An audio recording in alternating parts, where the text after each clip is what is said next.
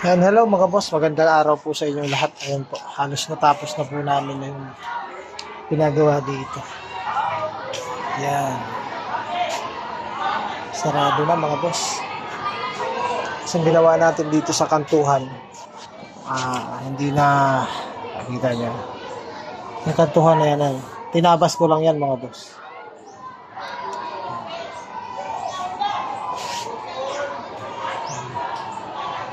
Ayan. Okay na ba yan? O pwede na ba yan mga boss? Kasi wala siyang, hindi tayo ang in-order kong para dyan, hindi obra. Kita pa rin yung kaya ginawa natin ang paraan. I-tape na lang natin yung mga boss. Okay? Ayan.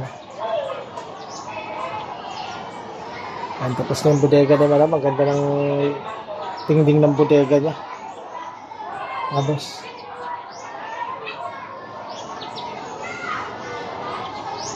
Shout out sa inyong lahat dyan. Ano po, at ngayon mga boss, magmamasilya na si Emil dito sa loob ng sa plywood. Ano po, loob ng kwarto. Masilyahin na yan, pipix na yan, konti na lang naman i-revet. Ngayon, may sa akin mga boss, at nakita ko rin ito sa Facebook, na maganda daw na pang masilya. Susubukan namin. Ano po, kasi ang ginagamit namin kalimitan pang masilya ng plywood, yung mga nakasanayan, kaya ng pull top, maganda rin. Pero nagbibitak daw yun. Totoo naman. Eto mga boss, susubukan namin itong bagong labas. Ayan. Ayan, bagong labas yan na pangmasilya ng plywood. Nakalagay dyan, Pati Master. Construction Chemicals. Pwede daw po siya sa, ayan, pati for filling, patching, and bed at concrete. Pwede sa drywall or wood. Ayan mga boss. Susubukan natin kung talagang epektibo o magandang klase yan. Sabi nila yan daw yung maganda. Pero, siyempre, ngayon pa lang natin gagamitin yan. Pag naimasilya ni Emil at okay naman ang resulta yan, nagagamitin natin mga boss. Ano po? Ayan. Pwede siya sa semento, pwede siya sa plywood. Okay? At ang gagamitin din natin pang mga boss, pang primer. Meron na pong nabibili ngayon sa Boysen.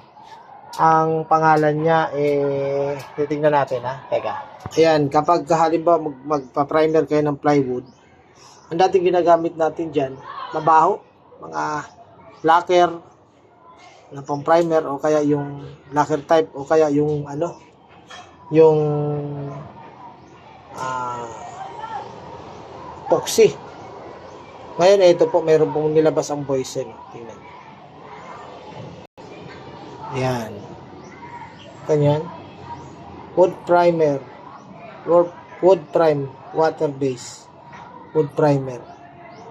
Ayan ang pang primer natin sa plywood ngayon. Ngayon ko lang din gagamitin yan mga po. Siyempre, nagpa-practice pa lang tayong magganyan-ganyan. Tingnan natin kasi nakasanayan. Hindi naman yan ang ginagawa. Nirekomenda na kasi magkagandahan yan mga boss. Kahit na sabi nga nung doon sa kahit na nasa loob ng bahay, hindi siya mabaho. Hindi kagaya ng mga lacquer type na talagang masakit ang ulo mo sa amoy.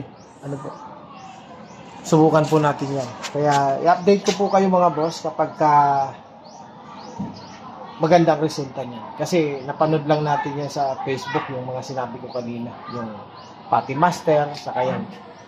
Subukan natin kung talagang ito. Kasi ang mga ginagamit natin dati hindi ganyan. Okay? Siyempre, habang tumatagal tayo sa construction, hindi tayo dapat ang pinakamagaling. Dapat tayo yung lalong, mga boss, inaalam kung ano yung mga magagandang pamamaraan. Hindi yung mag-aaway-aaway tayo sa Facebook. Ako ang pinakamagaling, sabi naman ng isa. Mali naman yung gawa mo, nagsisiraan sila. Lalo na yung sinasabi nilang, sikat na sikat sa Facebook ngayon dahil nagbabangayan sila.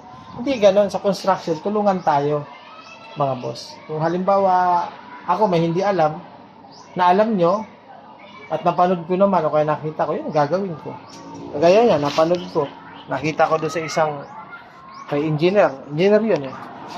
Ay di, susubukan natin kung talagang okay. Di ba? Hindi na kailangan ano kasi, syempre, mag-away-away pa ba kayo?